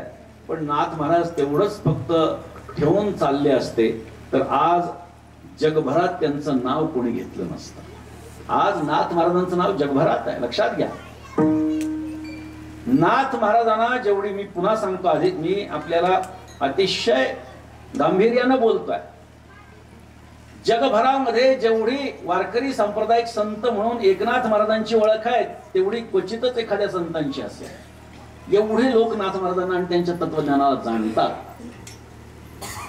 आणि त्याच्यामुळे नाथ महाराजांचं ऐश्वर हे सर्वार्थानं मोठं आहे. सांपत्तिक दृष्ट्या जर बघितलं, मी अनेक कीर्तनात सांगितलंय, मला पुन्हा इथे ते पैशाने किती श्रीमंत होते हे सांगण्याचं काही स्वारस्य नाही. अनेक कीर्तनामध्ये याबद्दल मी सांगितलं. 1950 पर्यंत ऐश्वर्य टिकलेलं आहे. 40,000ची जहागिरी 1950 पर्यंत, जोपर्यंत जहागिऱ्या चालू होत्या तोपर्यंत. एखाद्या कुटुंबाचं उदरनिर्वाह एखादा वर्षासाठी 5 ते 10 रुपयांमध्ये व्हावा. 100 रुपये पकडा, एखाद्या कुटुंबाला वर्षाला 100 रुपये लागतील असं पकडा. त्या काळामध्ये वर्षाला 40,000 रुपये येत होते. विचार करा काय ऐश्वर्य असेल. आपल्या वारकरी संप्रदायामध्ये सर्वप्रथम हत्ती जर का कोणत्या संस्थांकडे असेल तर तो एकनाथ महाराज संस्थान. हे सगळं ऐश्वर्य. आमच्या आजोबांना वैकुंठवासी भैयासाहेब महाराज संस्थानाधिपती यांना त्या काळची Z+ सिक्युरिटी होती. हे लक्षात घ्या. मी का सांगतो आपल्याला, सांपत्तिक ऐश्वर्य नाथ महाराजांचं काहीतरी एवढं मोठं आहे. लिखाणाच्या दृष्टीने विचार करा. लिखाणाच्या दृष्टीने ही राजेपण आहे. निवृत्तीनाथ महाराजांच्यापासून निळोबारायांपर्यंत वारकरी संप्रदायाची संत परंपरा आहे. सगळ्या संतांचं वाङ्मय एकत्र करा, एकट्या एकनाथ महाराजांचं वाङ्मय 50% जास्त आहे. सगळे संत आहेत, एवढे प्रचंड लिखाण नाथ महाराजांचं. म्हणून त्याही क्षेत्रामध्ये नाथ महाराजांनी राजेपण सिद्ध केलेलं आहे. 36,000 ओव्यांचं भावार्थ रामायण, ज्ञानेश्वरीच्या 5 पट, एकनाथी भागवताच्या 2.5 पट, 4 पट क्षमा करा. 18,800 ओव्यांचं एकनाथी भागवत, रुक्मिणी स्वयंवर, चतुश्लोकी भागवत, शुकाष्टक, हस्तामलक, आनंद लहरी, स्वात्मसुख, 4,000 अभंगांची गाथा. प्रचंड लिखाण आहे. हरिपाठ, ब्रदावळी, चिरंजीव पद म्हणजे वारकरी संप्रदायातला सर्वात मोठा ग्रंथ आणि सर्वात छोटा ग्रंथ हा नाथ महाराजांचाच आहे. 42 ओव्यांचं चिरंजीव पद नाथ महाराजांचं, 36,000 ओव्यांचं भावार्थ रामायण नाथ महाराजांचं. त्यामुळे लिखाणाच्या बाबतीतही एकनाथ महाराज हे राजे ठरतात. कार्याच्या दृष्टीनं काय ऐका. नामदेवरायांचा आणि ज्ञानोबारायांचा कालखंड हा यादवांचा होता. तुकोबारायांचा आणि समर्थ रामदास स्वामींचा कालखंड हा छत्रपती शिवाजी महाराजांचा होता. मात्र याच्यामध्ये जो अंधकार होता, जी बहामनी राजवट होती, मुस्लिम आक्रमकांनी भारतामध्ये हैदोस घातला होता. तलवारीच्या धाकावनं आणि सूफी पंथांच्या स्लो पॉइझनिंगनं हजारो लोक धर्मांतरित होत होते. अशा परिस्थितीमध्ये भानुदास महाराज आणि एकनाथ महाराजांचं काम हे तळपत्या सूर्यासारखं आहे. त्या काळामध्ये स्वतःच्या घरी परमार्थ करणं अवघड होतं. अशा काळात नाथ महाराजांनी अनेक ठिकाणी मंदिर बांधली. कर्नाटकात, महाराष्ट्रात, उत्तर प्रदेश, मध्य प्रदेश या ठिकाणी जाऊन नाथ महाराजांनी मंदिर बांधली. लोकांना माहित नाही. लोकांना एकनाथ महाराज फक्त 2-3 गोष्टीने माहिती आहेत. गाढवाला पाणी पाजलं, हरिजनाचं मूल उचललं आणि अंगावर 108 वेळा थुंकला येऊन, बस. याच्यापेक्षा नाथ महाराज लोकांना माहितीच नाहीत काय. चरित्र मुळात वाचा, आपल्याला कळेल की नाथ महाराजांचा काय अधिकार आहे. महादेवाचं, विठ्ठल रुक्मिणीचं, भगवान वृंदावनात भगवान श्रीकृष्णाचं मंदिर नाथ महाराजांनी बांधलंय. काशीला दत्तात्रयांचं आणि कृष्णाचं मंदिर बांधलंय. महाराष्ट्रामध्ये विठ्ठल रुक्मिणीचं मंदिर बांधलंय.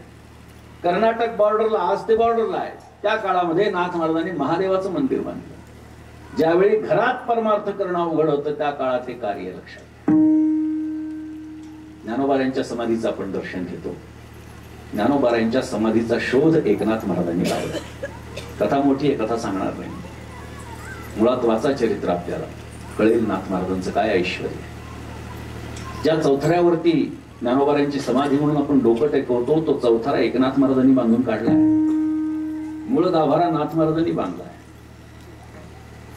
अरण्य तयार झालं होतं ज्ञानोबारायांच्या समाधीभोवती. न पूजा अर्चा होत होती, न देवधर्म होत होता, न वारी, न कीर्तन, न प्रवचन, न भजन, न पालखी. त्या परिस्थितीमध्ये एकनाथ महाराजांच्या स्वप्नामध्ये ज्ञानोबाराय गेले. ज्ञानोबारायांनी सुद्धा नाथ महाराजांना का निवडलं? कारण नाथ महाराजांचा अधिकार ज्ञानोबारायांना माहिती होता. श्री ज्ञानदेवे येऊनी स्वप्नात सांगितले मातमज लागी, दिव्य तेज पुंज मदनाचा पुतळा परब्रह्म केवळ बोलत असे. अजान वृक्षाची मुळी कंठासी लागली, येऊनी आळंदी स्थळी काढवेगी. ऐसे स्वप्न होता आलो अलंकापुरासी, तव ते नंदी माझी देखिले द्वार.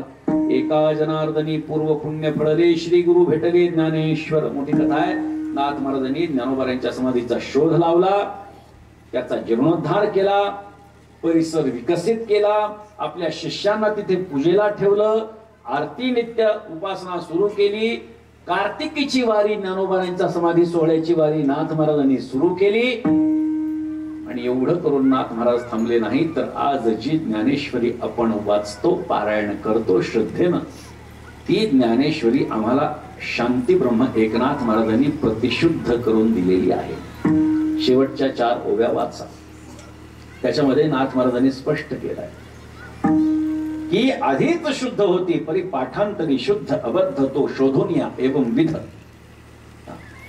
नाथ महाराजांनी शुद्ध प्रत आपल्याला ज्ञानेश्वरीची दिली. आज आपण ज्ञानेश्वरीची जयंती साजरी करतो. भाद्रपद वद्य षष्ठी, ज्याला कपिला षष्ठी म्हटलंय नाथ महाराजांनी. ती ज्ञानेश्वरी जयंती एकनाथ महाराजांनी ज्या तिथीला ज्ञानेश्वरी प्रतिशुद्ध केली, त्या तिथीची आठवण म्हणून आपण ज्ञानेश्वरीची जयंती साजरी करतो. कार्याच्या दृष्टीनं जर आपण बघितलं तर नाथ महाराजांच्या कार्याला तोड नाहीये. मी अभिनिवेशानं बोलत नाहीये, मी पुन्हा सांगतो. त्यांच्या कुळात आहे, त्यांच्या वंशात जन्माला आलो म्हणून मी अभिनिवेशानं बोलत नाहीये. काहीतरी खोटं बोलतोय असं तुम्ही समजू नका. सगळ्या गोष्टींना प्रमाण, सगळ्या गोष्टींना प्रमाण. कार्याच्या दृष्टीनं, लिखाणाच्या दृष्टीने खूप मोठं कार्य नाथ महाराज. आणि म्हणून निळोबाराय नाथ महाराजांच्याकडे बघताना राजे नाथ महाराजांना संबोधतात. सकळ संतांचा हा राजा स्वामी एकनाथ माझा. आता या ठिकाणी एकेरी उल्लेख आहे. नाथ महाराजांचा निळोबारायने केलेला एकेरी उल्लेख आहे. मात्र जिथे आत्मीयता असते तिथे एकेरी उल्लेख संभवनीय आहे. कैवल्याचा पुतळा प्रगटला भूतळा, चैतन्याचा जिव्हाळा ज्ञानोबा. म्हणजे काय, तो ज्ञानोबा जो आहे ना, तो माझा आहे. म्हणजे नाथ महाराज सुद्धा ज्ञानोबारायांना अरे तुरे घालतात. बरोबर, या अभंगाचा विचार केला तर तसं सकळ संतांचा हा राजा स्वामी एकनाथ माझा. इथे एकेरी उल्लेख यासाठी आहे की जिथे आत्यंतिक जवळीक असते तिथे अरे तुरे असतं. बघा तुम्ही घरामध्ये मुलं आहोआई म्हणतात का आहोबाबा म्हणतात? आहोआई म्हणत नाही, ए आई आणि अहो बाबा. आता ते पप्पा वगैरे हा भाग निराळा आहे, आता काय बोलतात तो. मात्र आईची आणि मुलांची जवळीक असते म्हणून अरे तुरेची भाषा. तसं संतांच्या संबंधांना जवळीक असल्यामुळे सकळ संतांचा हा राजा स्वामी एकनाथ माझा. आता माझेपणा सुद्धा परमार्थामध्ये ते योग्य मानला गेलेला नाही. मी आणि माझे पण विसरले जयाचे अंतःकरण पार्था तो संन्याशी जाण निरंतर. अशनं मे वशनं मे छाया मे बंधुवर्गो मे इति मे मे कुर्वाण काल मृकु हंती पुरुषाचम. मेंढी काय करत असते? मे मे मे मे करत असते. त्या एका सुभाषितकाराने तो शब्द उचलला आणि संस्कृत मध्ये त्याचा अर्थ मेचा अर्थ माझं असा आहे. आसन माझं, वसन माझं, बायको माझी, मुलं माझी, घर माझं, असं तो माझं माझं करतो. काळ रूपी लांडगा त्याला खाऊन टाकतो असं त्या सुभाषितकारानं सांगितलेलं. म्हणजे माझेपणा परमार्थामध्ये योग्य नाही, मात्र तरी देखील जिथे आपुलकी असते तिथे माझेपणा असतो. आणि त्यामुळे अशा अनेक अभंगामध्ये आणि आरत्यांमध्ये आपल्याला पाहायला सापडतं की एकेरी उल्लेख आणि माझेपणाची भावना. म्हणून सकळ संतांचा हा राजा स्वामी एकनाथ माझा. आणि अशा नाथ महाराजांचं दर्शन घेतल्यानंतर काय फल प्राप्त होतं? अभंगाचं दुसरं. ज्यांचे घेताचे दर्शन, ज्यांचे घेताचे दर्शन,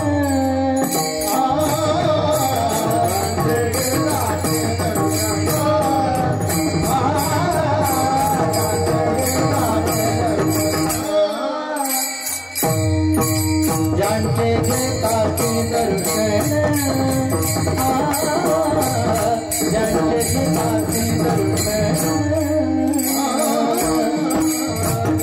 घेताचे दर्शन,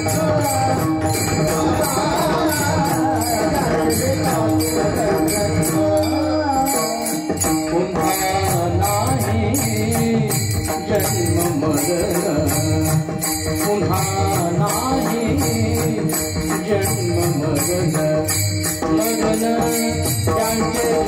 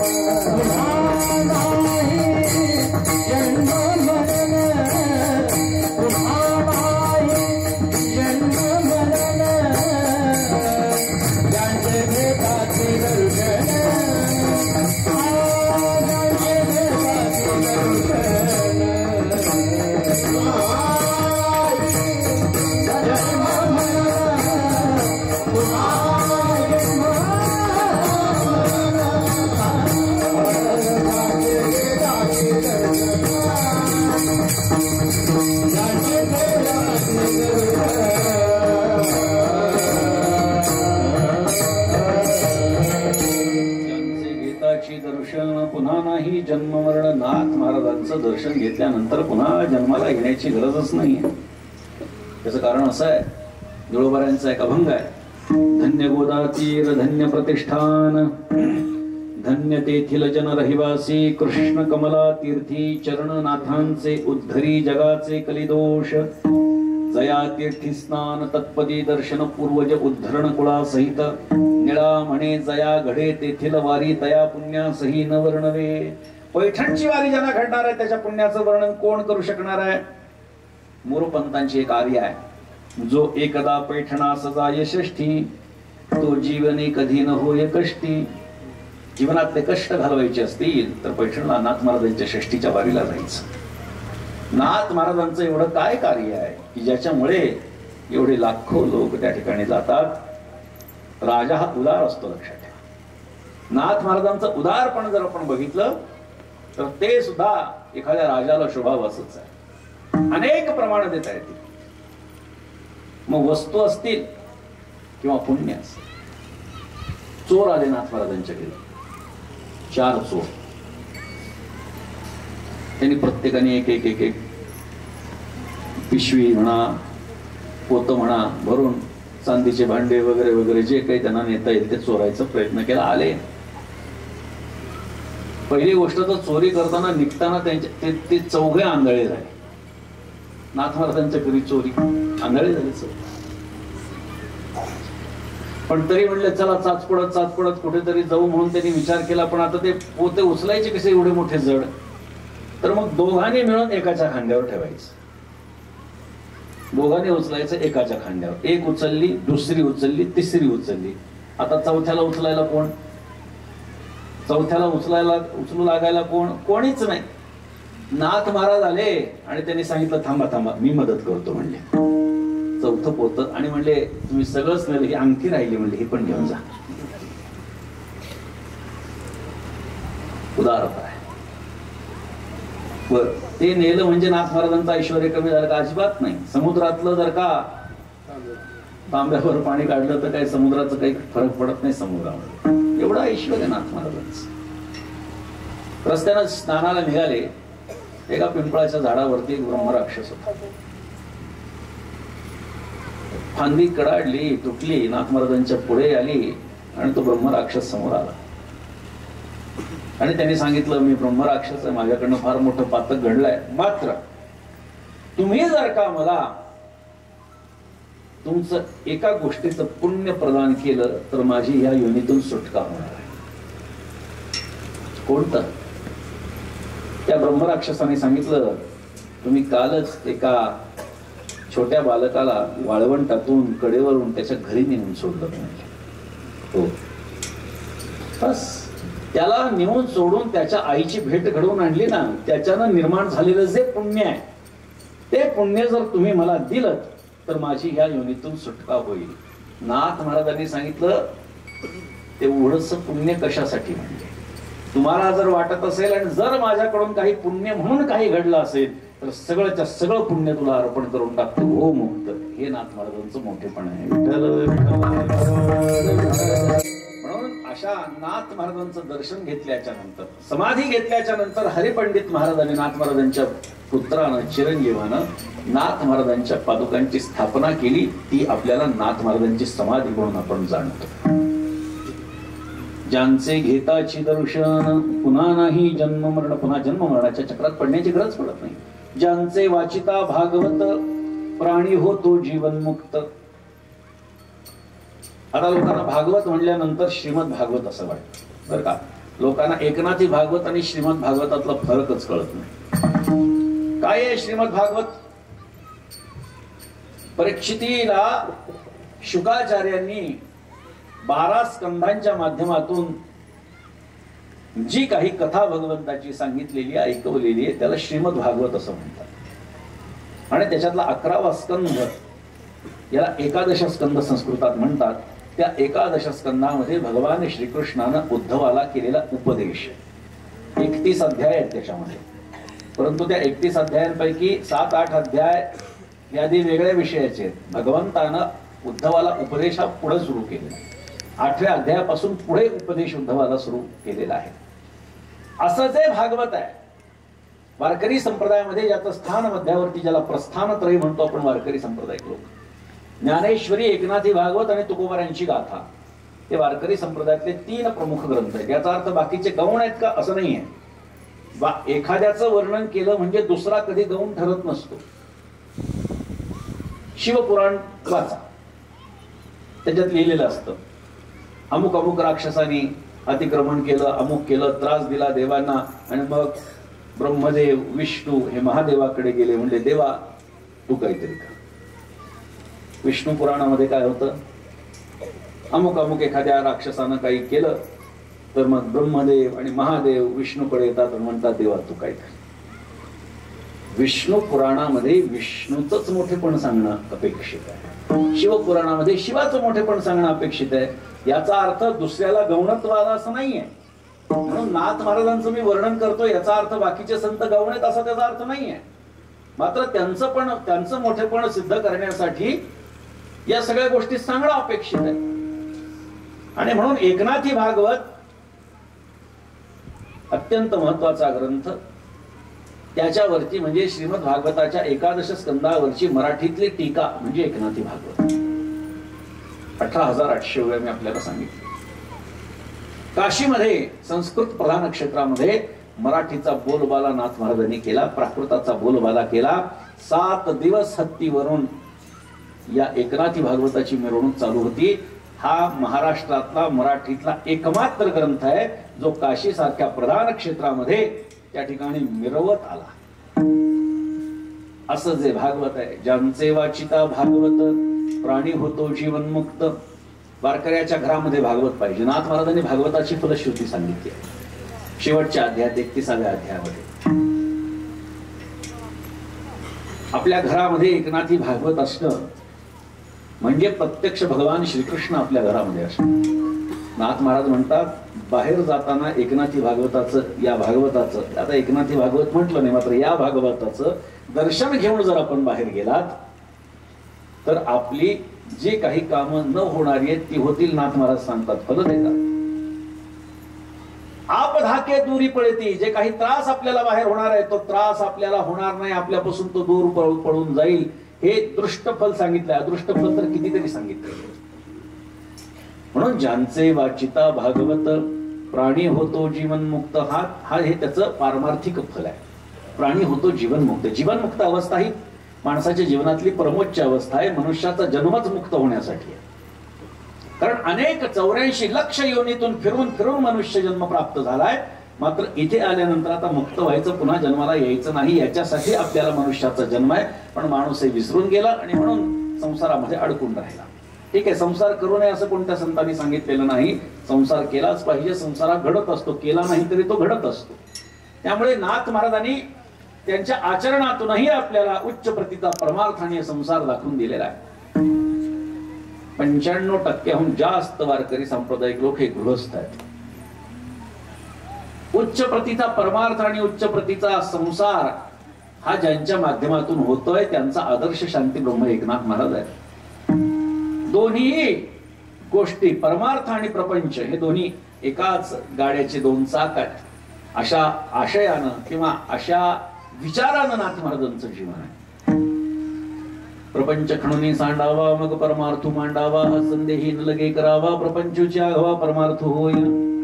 गृहाश्रमून संडिता कर्मरेखान ओलांडिता, निज व्यापारी वर्तता बोधो सर्वथान मिळे, अशी अवस्था त्याच्यामुळे नाथ महाराजांच्या जीवनात पाहायला मिळते. म्हणून त्यांचं भागवत ते आम्हाला तत्वज्ञान देणार आहे, भगवंतापर्यंत पोहोचवणार आहे. म्हणून प्रत्येक वारकऱ्यानं एकनाथी भागवत किमान आयुष्यात एकदा तरी वाचलं पाहिजे. ज्यांचे वाचिता भागवत प्राणी होतो जीवनमुक्त, निळा म्हणेली न भावे शरण एकनाथा जावे. आणि त्यामुळे कोणत्याही गोष्टीचा संशय न बाळगता निळोबाराय सांगतात मी तुम्हाला सांगतो म्हणून तुम्ही एकनाथ महाराजांना शरण जा. यथामती अभंगाचं चिंतन केलं, संप्रदायाच्या नियमाप्रमाणे भजन करा. विठोबा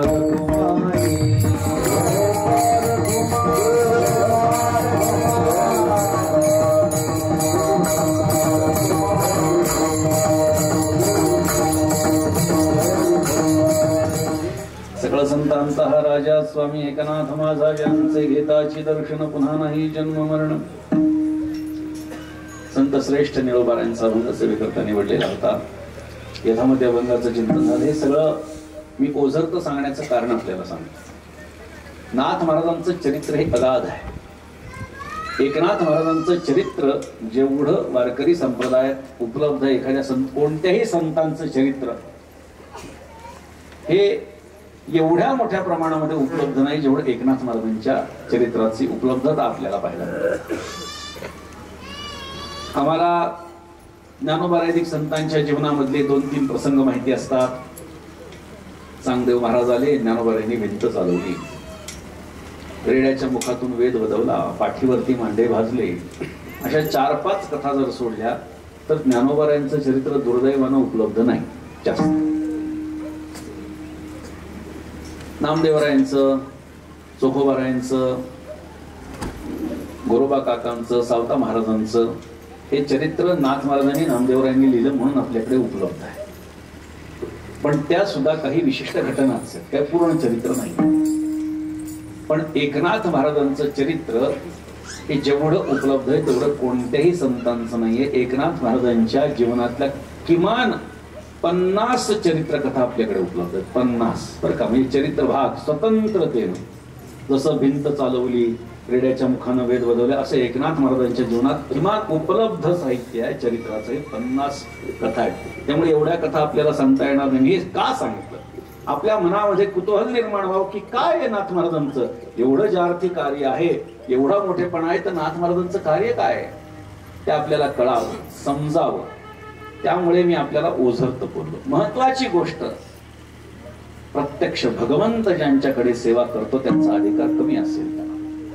द्वारकेची मूर्ती एकनाथा घरी, पाणी वाहे हरी कावडीने, श्रीखंड्या चंदन उगाळुनी करी, वस्त्र गंगा तिरी धुत असे, सेवेसी तत्पर उभा ठाई ठाई, देव पूजे समयी तिष्ठत असे, निळा म्हणे देव राबेजाचे घरी, दत्त चोपदारी करीत असे. हा अधिकार एकनाथ महाराजांचा आहे. अखिल कोटी ब्रह्मांड नायक परमात्मा हा एकनाथ महाराजांच्याकडे 36 वर्ष सेवा करतोय. काय सेवा केली असते. निळोबारायांचा अभंग आहे, त्यांनी वर्णन केलं. चरित्रात उल्लेख आहे 12 वर्ष एकनाथ महाराजांच्या कीर्तनात टाळ घेऊन उभा राहण्याची सेवा, विठ्ठल नाम धारण करून. पुढचे 12 वर्ष केशव हे नाम धारण करून एकनाथ महाराजांना देवपूजेमध्ये मदत केली. आणि त्याच्या पुढचे 12 वर्ष हे रांजणामध्ये पाणी भरण्याचं काम श्रीखंड्याचं नाम धारण करून केले. नाथ महाराजांच्या आरतीमध्ये कावडीने पाणी ज्या घरी चक्र पाणी वाहे, अनन्य भक्ती भावे निळा वंदी त्यांची पाये, ओवाळ वारती स्वामी एकनाथा तुमचे नाम घेता, हरे भव भय चिंता. असे अनेक प्रमाण आपल्याला देता येतील. म्हणून एकनाथ महाराजांचं चरित्र सांगण्यापेक्षा चरित्रामध्ये आपली प्रवृत्ती व्हावी या संदर्भानं आपल्याला नाथ महाराजांची माहिती या निमित्तानं दिलेली आहे. त्यामुळे आता जग जवळ आलेलं आहे. इंटरनेटच्या माध्यमातून आपण चरित्र वाचू शकतो, जाणून घेऊ शकतो, पुस्तकं मागवू शकतो. या सगळ्या गोष्टी आहेत. त्यामुळे मुळामध्ये मी कुठलीही कथा विस्तारानं सांगितली नाही. आपण मुळात बघा, जर आपल्या मनामध्ये एकनाथ महाराजांच्या चरित्राच्या बद्दल कुतूहल निर्माण झालं असेल तर निश्चितपणे आपण तसा सर्च करा. आपल्याला निश्चितपणे नाथ महाराजांचं चरित्र उपलब्ध होईल. असो, श्री पालवण गावामध्ये 50वा हा सोहळा आपल्या या गावामध्ये होतोय. सुवर्ण महोत्सवी वर्ष आहे आणि आपण मोठ्या श्रद्धेनं या ठिकाणी उपस्थित आहात. यथामती अभंगाचं चिंतन झालं. झालेली सेवा शांती ब्रह्म श्रीमंत श्री एकनाथ महाराजांच्या चरणी तुम्हा सर्व सज्जन वंदांच्या चरणी समर्पित करतो आणि माझ्या वाणीला पूर्णविराम देतो. एक वार संतांचं सर्वांनी भजन करा. भानुदास एकनाथ, भानुदास एकनाथ